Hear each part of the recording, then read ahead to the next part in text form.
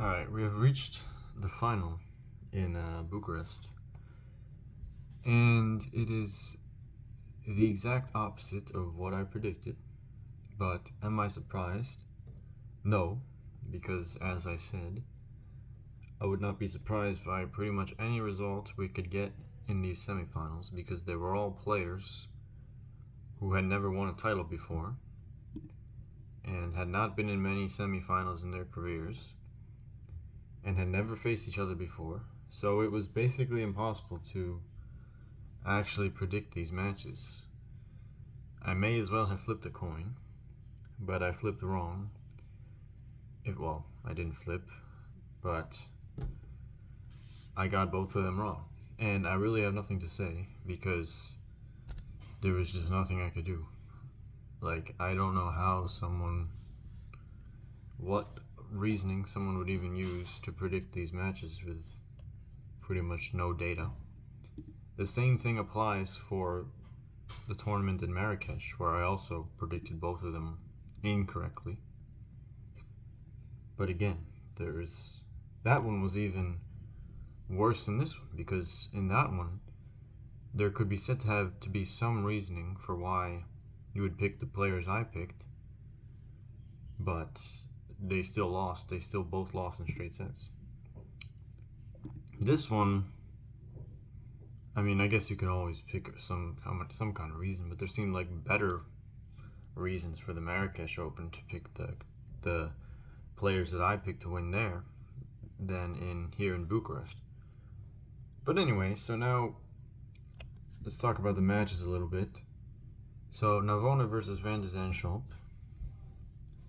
I thought that Van de Zandschulp would win in straight sets, and he really should have actually.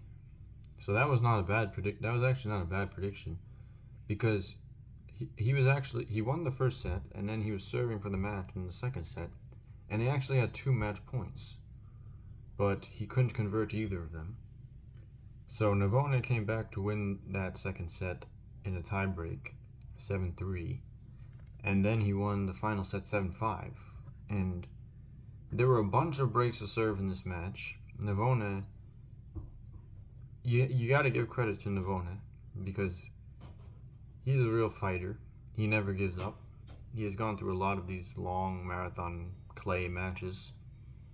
He just tries to fight for every ball, get everything back, even though he doesn't have the biggest weapons.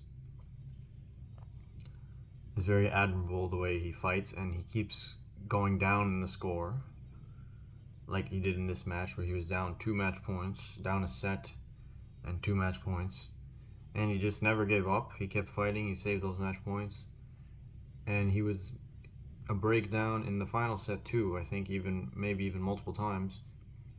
Still didn't give up. Still just kept fighting, and in the end he was a more consistent player. Won that final set 7-5, and now he's in his, I think, third or fourth.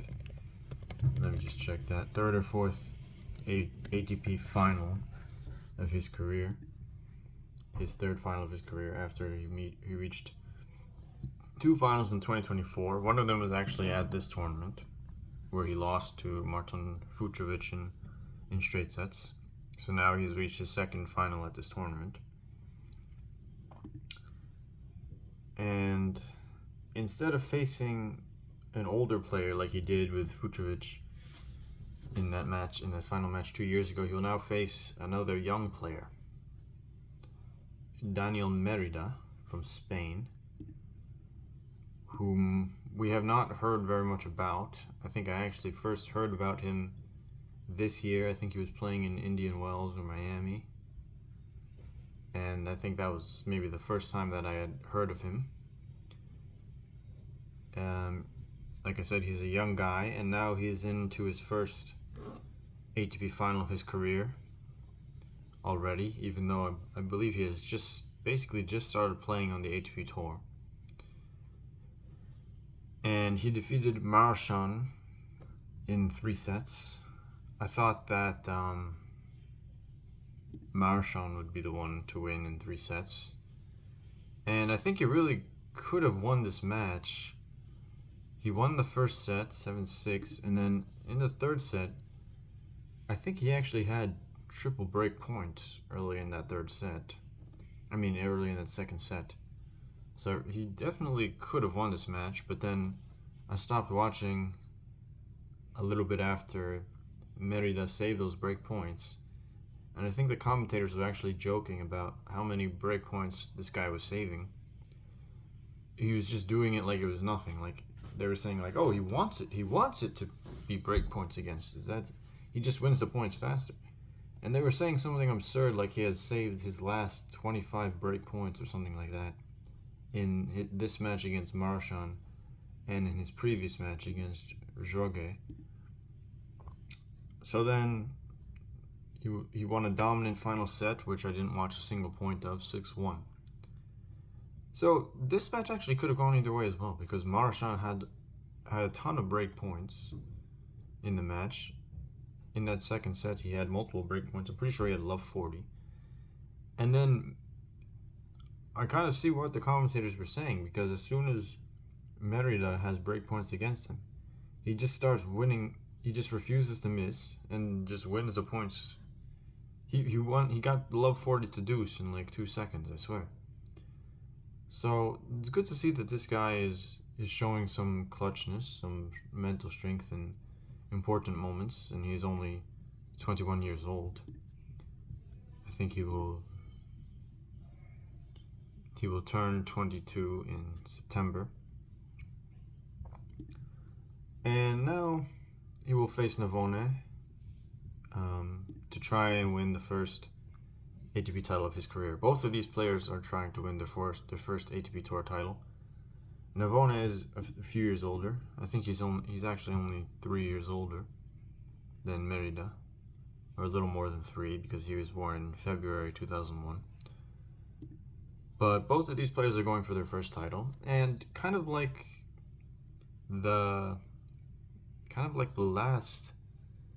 semifinals, this is basically impossible to predict, because both of them have had long matches, so you can say both of them might be tired, but maybe not. They didn't really show too many signs of becoming tired throughout the tournament, even in their last matches. And both of them have not been in many finals in their careers, not been any finals in the last year. Navone has been in 2 finals, but those were both in 2024. And they have also never played each other before, because Mérida is pretty much new to the ATP Tour.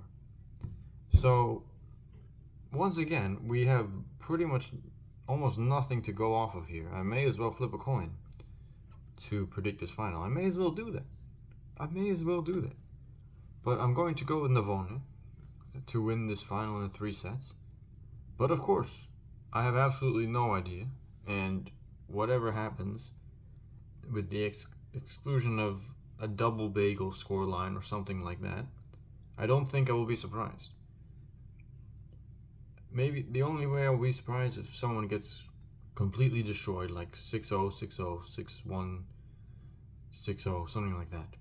Anything else, I don't think I will be surprised, because I have no idea what's going to happen. But I'm going to say Navone in 3 sets. He at least has that more experience on the ATP Tour. He has at least been in 2 finals, even though they were 2 years ago. It's still 2 finals to Mérida's 0 finals, because he's a very young player. So, and he has also been in a final of this tournament, so I think he will really want to win this. They will both really want to win this, so.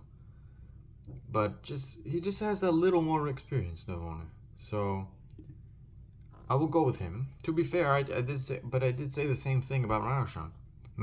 He had made, I think it was actually his 3rd semifinal of his career, 3rd or 4th. I said it was his 2nd, but it was definitely his 3rd or 4th. But Marchand, he had that more experience. He still lost, but then again, he could have won. He could have really won this in straight sets. So, but I will go with Navone to win in 3 sets. But this can really go either way.